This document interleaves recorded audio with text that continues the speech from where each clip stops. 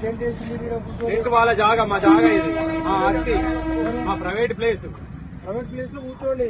Private place లోనే కూర్చున్నాం. ఇక్కడ నినాదం ఇయ్యలేదు, ఒక ట్రాఫిక్ జామ్ చేయలేదు, మిమ్మల్ని ఎక్కడ డిస్టర్బ్ చేస్తలేము, ఏ విధమైనటువంటి చట్టాన్ని మేము ఉల్లంఘిస్తలేము. ఎక్కడైనా చేసుకోవచ్చు, లేకుండా కూర్చోవచ్చా? అరే రోడ్ మీద ఇల్లున్నది కాబట్టి ఇక్కడ కూర్చున్నాం, లోపల ఇల్లుంటాం. వినండి, పరామర్శకు వచ్చిన మీరు ఎందుకు బెదిరిస్తారు?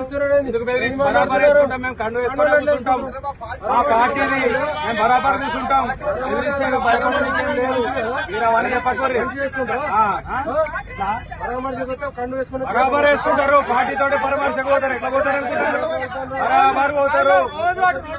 పద్ధతి ఎందుకు లేదు? బరాబర్ పద్ధతి ఉన్నది. మేము పద్ధతి తప్పి ఏ పని చేస్తలేము. ఈ ఊర్లోనే ప్రతిదీ పద్ధతి తప్పి జరుగుతుంది. ఈ ఊర్లోనే ప్రతిదీ పద్ధతి తప్పి జరుగుతుంది. కానీ బెదిరి మాట్లాడతారు. ఎందుకు మాట్లాడతారు? మీకేం పని వచ్చింది? మీకేం పని వచ్చింది? ఎందుకు వచ్చారు? ఎందుకు వచ్చారు మీరు? అవును, ఆ ఇల్లు కూడా కొట్టిర్రు, ఇంటికి వచ్చినాం మేము. ఎవరు ఎవరు కూడా కొట్టారు? పోలీసులు ఉన్నారు, మీరు ఇక్కడ ఏం చేస్తారు? ఎవరు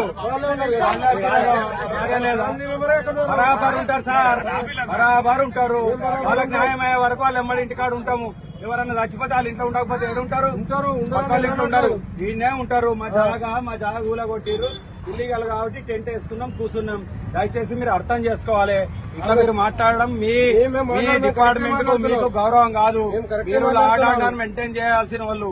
మేము ఇక్కడ ఏ విధమైనటువంటి లా అండ్ ఆర్డర్ వయలేషన్ లేదు. ఎవరైనా చెప్పమనండి. ఎవరికైనా ఇబ్బంది అయితే ఒక్కరు చెప్పమనండి. మేమన్నా రోడ్డు మీద కూర్చున్నామా, అల్లరి చేసినామా, మా వల్ల ఎవరికైనా ఇబ్బంది అయిందో చెప్పమనండి.